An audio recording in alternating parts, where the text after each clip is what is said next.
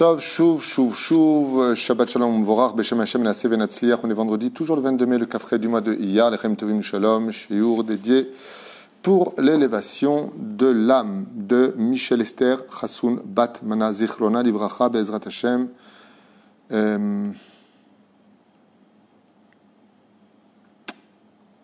Refoua Shlema pour tous les malades d'Israël, Bli Yotzemina Klal, Masechet Avot pour une Mishnah. Maintenant, puisque mon épouse m'a demandé de continuer les shiurim, alors on fait, Bezrat Hashem, encore un shiur. On est dans Masechet Avot, toujours dans la Mishnah Zayin, Perek Shlishi, avec Shimon, Rabbi Shimon, pardon. Vesh Gorsim, qu'il ne s'agit pas ici de Rabbi Shimon, mais là de Rabbi Yaakov, Techef Navid, Namem Medubar. Et qu'est-ce qu'il vient nous enseigner? Hamme aler baderer veshone, celui qui marche sur le chemin, celui qui se trouve sur le chemin veshone, chez Me'ar be d'Ivre Torah, qui donc pense à l'étude de la Torah sur le chemin, car il est très facile de regarder la nature et de penser à Hachem, ou mafsik mi mishnato, et qui par exemple, il sera en train de réviser une Mishnah. Pourquoi c'est si important d'étudier la Torah et surtout de se souvenir de cette Torah-là? Parce que quand tu es sans livre, eh bien, tu peux penser à des questions de Torah ou revenir sur des shiurim que tu as entendus. D'où l'importance, Bezrat Hashem, de prendre des notes et de les avoir sur soi. On porte souvent son porte-monnaie, vous savez, son portefeuille sur le côté gauche. Il serait bien d'avoir aussi de l'autre côté un carnet où on a noté des chidushim pour que quand on est sur la route, on puisse étudier la Torah. Je conseille vivement d'ailleurs à toutes les personnes qui veulent, Bezrat Hashem, évoluer au niveau de l'hébreu, de prendre un carnet et de noter des noms. Vous savez, des mots hébraïques avec la traduction, et quand vous êtes dans le bus, ou quand vous êtes dans le métro ou ailleurs, Bezrat Hashem, vous puissiez apprendre au moins 10 mots par jour. C'est une très très grande ségoula pour pouvoir évoluer, car le fait de répéter constamment des mots, de s'en souvenir, vous permettra de parler plus vite l'hébreu. On m'explique Mishnato, et malheureusement, alors qu'il était en train d'étudier la Torah, il a sorti un livre, il est dans le train, il est en train d'étudier la Torah, ou sur le chemin, ou dans une voiture, dans un bus ou autre, Biroto Lenae, au Nirze, donc il verrait un très bel arbre d'un coup, ou il verrait un beau mur, bizarre de parler de ça, mais en tout cas un bâtiment, on va dire ça comme ça. Mana et ilamze ou mana et nirze, et il dirait comme il est beau cet arbre, il s'interromprait donc dans l'étude pour flatter quelque chose de la nature. Et on parle de toute chose qui viendrait cesser son étude, donc à plus forte raison les portables. Et là, Shenaka, Tatana, Dugma, Mitsuya. Donc pourquoi dans ce cas-là tu me dis d'Afka un bel arbre ou un beau bâtiment? Réponse, parce qu'à l'époque c'est ce qu'on voyait le plus quand on voyageait. Shekar derech olchim drachim ledaber b'mashirim benehem, car les gens ont l'habitude de dire ce qu'ils ont vu durant leur voyage. Ils racontent kevan shu mafsik mishnato. Et par contre, ce qu'on ne sait pas, c'est que très souvent, quand on est en train d'étudier la Torah, eh bien, ce que ne veut pas le Créateur du monde, c'est qu'on s'interrompe à cette étude de la Torah. Donc on peut s'interrompre un court instant, par exemple si on pose une question, mais de là à s'arrêter puis d'un coup de quitter son étude pour regarder des choses autour de soi, stam comme ça, ma'ale ala vakatouv, alors mouva la alan b'mishnah rak shamalcha. Il faut faire attention, kilu mitraev menafsho. Malheureusement, le fait que tu aies arrêté cette étude de la Torah, lema adavar domé. C'est comme si que tu mettais ta vie en danger. Alors je voudrais vous expliquer pourquoi la Mishnah est si dure dans ces mots. Reprenons un peu cette étude. On parle d'une personne qui, pendant un voyage, ou même pas pendant un voyage, qui serait dans une situation de déplacement, et il s'arrêterait en pleine étude. Il est en train d'étudier, puis il s'arrête. Pourquoi il s'arrête? Parce qu'il a décidé d'envoyer des WhatsApp, parce qu'il a décidé toutes sortes de choses. D'accord?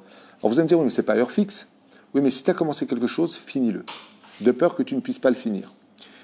On vient nous dire, mitrayev benafsho. Si tu t'interromps pour dire « Waouh, t'as vu comme il est beau cet arbre? Waouh, t'as vu comme c'est beau ce monument? Oh, t'as vu ça ou t'as vu ça ?» Il y a un problème avec ça. La seule chose pour laquelle on a le devoir de s'interrompre, si on voit un roi passer des nations du monde, alors oui, on a le droit de s'interrompre, dit la halakha, pour aller voir comment les gens accueillent ce roi. Bizarre. Pourquoi?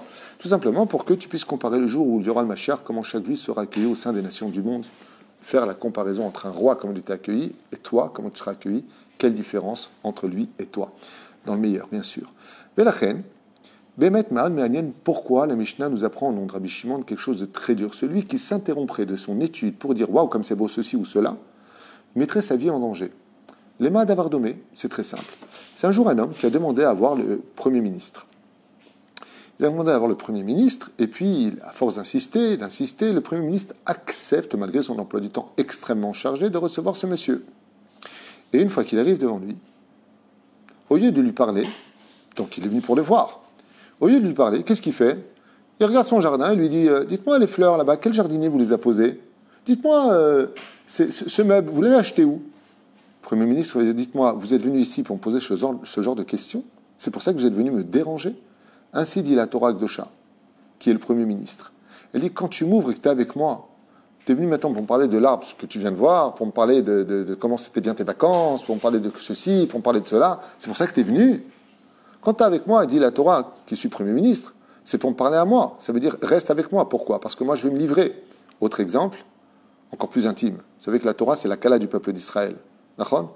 C'est pour ça qu'on porte la Torah comme un homme porte son épouse. C'est pour ça qu'on déshabille la Torah, pour pouvoir après la lever et la mettre à nu pour l'épouser. De la même façon, c'est comme un homme qui va voir sa femme et qui lui dit qu'il a envie d'elle. Il désire sa femme. Et pendant que sa femme se déshabille pour pouvoir rejoindre son mari, lui, qu'est-ce qu'il fait? Il dit à sa femme, dis-moi, tu ne crois pas que la maison du voisin, elle est quand même vachement mieux faite que la nôtre? Il dit, si tu me parles de la maison du voisin, tu viens, tu me demandes, je rentre dans l'intimité avec toi, on va s'unir toi et moi, et toi tu me parles de ça, et tu me veux ou tu me veux pas? Ainsi réagit exactement la Torah. Zemitrayev benafsho, ça humilie la Torah quand on s'interrompt d'elle pour des choses qui sont moins importantes qu'elle. Mais la Mishnah nous met en garde sur des choses que malheureusement, nous tous, à des degrés différents, on est totalement perdus. Alors bien sûr, on ne parle pas de celui qui étudie, qui lève la tête comme ça pour réfléchir, pour digérer ce qu'il vient d'apprendre. On ne parle pas de ça. On parle de celui qui, en pleine étude, estime que je fais ce que je veux. Il prend un coca, il parle pendant 1 heure du coca, ou prend une boisson. Tu es en pleine étude. Tu es en pleine intimité avec ta Torah. Si tu veux comprendre cette Torah, si tu veux que cette Torah te pénètre vraiment, et que tu puisses, non seulement l'ilmod ou l'élamet mishmor et la asot, quand tu es avec elle, tu n'es pas avec autre chose. Quand tu es au travail, tu es avec ton travail. Quand tu es avec ton épouse, tu es avec ton épouse. Quand tu es avec tes enfants, tu es avec ton enfant. Quand tu es avec la Torah, tu es avec la Torah. Le lachen, mitrayev, menacho. Lachen nous dit la Torah, et on continuera juste avec la Mishnah suivante, très brièvement. Rabbi Dosta et Rabbi Yanaï, parce que c'est la suite, Mishum, Rabbi Meir, Omer. Donc tous ces Tanaïm viennent nous dire, Kol Ashocheach Davar Echad Mishnato, et tout celui qui va étudier la Torah, mais qui en viendra à oublier ce qu'il a appris. Velo Chazar, pourquoi il a oublié? Parce qu'il ne revient pas sur cette étude. Si tu lis une seule fois la Torah, c'est sûr qu'elle ne va pas rester en toi, à cause de la Touma qui est en nous. Donc il faut revenir sur cette étude. Mais il y a une autre façon de faire. Vous savez que quand on veut être capable de retenir tout ce qu'on a appris, il suffit de rajouter sur ce qu'on a déjà. Je m'explique. Si maintenant, moi, je prends un tabouret, je monte dessus. Je peux m'élever au-dessus si je mets encore un tabouret au-dessus. Plus je mets des tabourets au-dessus, plus je vais m'élever. On ne parle pas de tabourets dangereux, hein. On parle de tabourets qui tiennent les uns sur les autres, spécialement adaptés à cela. De la même façon, quand tu étudies par exemple de la Mishnah, après tu fais de la paracha, après tu fais des halachot, tu rajoutes de l'étude sur l'étude. Le mérite de continuer à étudier cette Torah-là, ce mérite-là, te donne la force de retenir ce que tu as étudié. Pourquoi? Parce qu'en réalité, toutes les études de la Torah, peu importe lesquelles, sont comme une chaîne. C'est un maillon dans un maillon. Ce qui fait que quand tu apprends un livre de Torah, il te prend l'autre que tu as étudié, ce qui fait que tu n'oublies pas l'étude de la Torah. Donc, qui peut oublier son étude? Celui qui l'étudie de façon occasionnelle. Celui qui ne fixe pas un temps d'étude, celui qui ne revient pas sur cette étude et celui qui ne rajoute pas sur son étude. Tous les jours, on doit, oler, kedoshim tiyu, avancer dans la kedusha. Donc, la Mishnah nous dit dans Masechet Avot, Mitor shitrashel velo chazar belimudo ve'afilu shachach rak davar echad ma'ala alav ketuv ki'ilu mitchayev benafsho. Et cette personne qui, chaz v'shalom, ne viendrait pas à retenir sa Torah, eh bien pourquoi? Il nous rapprend encore un très grand chidouche parce qu'il ne la vit pas. Si par exemple tu apprends une halakha et que tu la vis, tu peux pas l'oublier parce que tu la vis. Donc si tu apprends une Gemara par exemple, tu peux pas l'oublier puisque tu la vis. Il y a une autre explication qui dit, en réalité, pour retenir toute la Torah qui est en nous, c'est une fois quelqu'un a posé la question, il m'a dit comment vous faites pour retenir bien Ainara, la Torah que j'étudie. Je lui ai dit, tu sais, c'est comme une femme, quand tu tombes fou amoureux, elle te donne une fois le numéro de téléphone, tu l'oublies pas à vie. Pourquoi? Parce que tu as peur de le perdre. Quand tu aimes vraiment la Torah, mais vraiment, tu as un cœur à l'étude de la Torah, bizarrement, tu n'as pas besoin de revenir beaucoup dessus pour t'en souvenir. Maintenant, il y a des ségoulottes pour pouvoir retenir l'étude de la Torah. Tu prends de l'huile d'olive pure, tu mets ton doigt dedans, tu mets dans la bouche avant l'étude, et tu la retiens. Tu prends, quand tu fais motzi lechem par exemple, quand tu poses le sel et tu mets le pain dedans, après avoir mangé ton pain, tu prends ton doigt, tu le mouilles, tu le mets dans le sel et tu le remets dans la bouche. Tu n'oublieras pas ton étude. Et il y a plein d'autres choses. J'ai fait un cours sur ça qui s'appelle d'ailleurs N'oublie jamais, je crois, un truc comme ça.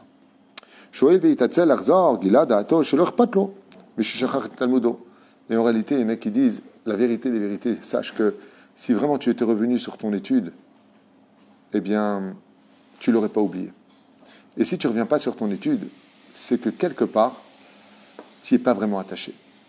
Donc, quelque part, c'est comme quelqu'un qui dit à sa fiancée « je t'adore », et lui dit « ah ouais, tu m'adores, tu habites juste à côté, tu viens jamais me voir, tu me dis que tu m'adores, tu es venu me voir une fois et c'est tout ». D'où l'importance de revenir vers l'étude de la Torah.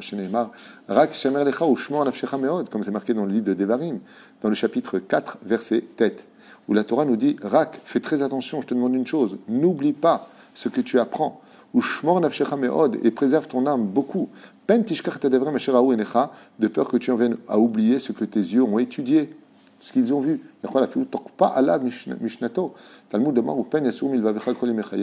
De peur que cette étude s'oublie de ton cœur. C'est pour ça qu'on ne doit pas écrire la Torah dans notre cœur, mais on doit graver la Torah dans notre cœur. Et donc il ne pourra pas réellement. Attendez juste un instant, je voudrais voir quelque chose. Just a minute.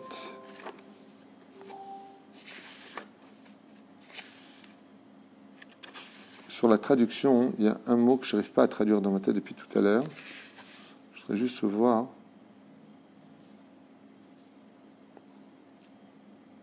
Oui, voilà.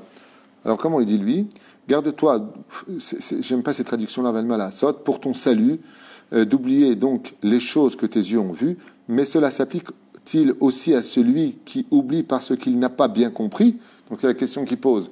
Est-ce qu'on pourrait dire que celui qui n'a pas compris, ça s'appliquera à lui ? Non, car qu'est-ce qui a marqué là-bas ? Que ces choses ne sortent jamais de ton cœur. Ainsi, on n'est coupable que lorsque l'on oublie des choses de façon volontaire. Donc, pour ceux qui posent la question en disant « Oui, mais attends, moi t'es bien gentil, mais j'ai pas une bonne mémoire, j'ai beau étudier, ça reste pas dans ma tête. » Alors dans ce cas-là, on ne parle pas de toi. On parle de celui qui a un potentiel de se souvenir, mais qui malgré tout n'y arrive pas. Ceci étant, je finirai avec quelque chose à la Eliyahu Hanavi Zachor Letov, comme c'est marqué dans Tana Deve Eliyahu, donc le livre d'Eliyahu Hanavi Zachor Letov, qui dit c'est bizarre quand même. Il dit qu'est-ce qui est bizarre quand même ? Écoutez bien. Vous savez qu'une fois j'ai rencontré des gens qui m'ont dit ah moi Rav Tuitou, rien à faire, j'étudie, je retiens rien. Tu viens 1 heure, tu me dis qu'est-ce que tu as étudié, il me faut 10 minutes pour me souvenir de quoi on a parlé. Alors j'aimerais juste vous dire une chose. À ces gens-là, je réponds toujours la même question et j'ai toujours les mêmes réponses. Je lui dis, moi, c'est quoi ton numéro de téléphone ? Et il me le donne. Je lui dis, c'est quoi ton numéro de banque ? Et il me le donne. Je lui dis, c'est quoi ton adresse ? Et il me la donne. Je lui dis, très bien. Est-ce qu'il y a quelqu'un qui doit de l'argent ? Il me dit, oui, lui, il me doit tant. Je lui dis, combien exactement il te doit ? Je vais te dire exactement. Je suis quand même curieux. C'est-à-dire que tu oublies tout ce qui est Torah, mais tout ce qui n'est pas Torah, tu n'oublies pas. Donc, apparemment, c'est que tu n'as pas assez d'amour pour la Torah.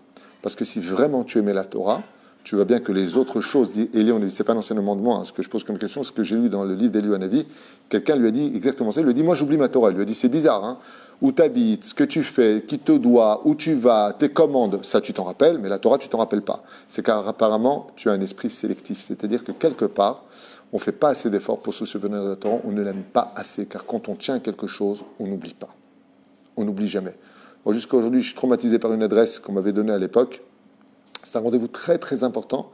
Et jusqu'à aujourd'hui, je parle de ça, c'est plus de 35 ans de cela. Jusqu'à aujourd'hui, l'adresse est restée dans ma tête. Tellement j'ai eu peur de rater ce rendez-vous à l'époque, et patati patata. Pourquoi ? Parce que ça reste en nous parce qu'on a peur d'oublier. Quand on a peur d'oublier, on se souvient. Donc, c'est la première explication. La deuxième explication peut venir aussi du fait que quand quelqu'un a beaucoup de clipotes en lui, il a beaucoup de choses qui ne sont pas... Il regarde des choses qu'il ne faut pas, il fait des choses qu'il ne faut pas, il dit des choses qu'il ne faut pas. Alors il crée des écrans. Ce qui fait que la Torah, elle vient chez lui, mais elle se pose sur l'écran et qu'elle s'en aille. Il devrait aller un peu plus au mikvé et être un peu plus propre d'âme et de corps pour pouvoir mieux retenir la Torah, car la Torah ne reste que dans des kélis qui sont vraiment purs et propres. Ceci étant, il y a des gens qui ont des dons, il faut le reconnaître, et qui ont un potentiel supérieur aux autres pour se souvenir de la Torah. Et pour cela, Rabbi Nachman écrit, il suffit simplement de demander à Dieu qui a les clés de toutes les solutions, de retenir l'étude de la Torah. Selon le chemin que tu vas emprunter, Dieu t'emmène. Si vraiment ça te tient à cœur de retenir la Torah, alors prie le ciel qui te donne le zikaron pour cela, comme l'a fait le Maran Achida. Baruch Adonai l'olam amen ve'amen. Kol tov v'litraot. Shabbat shalom chodesh tov. N'oubliez pas, Motzei Shabbat, c'est Rosh Chodesh, Sivan.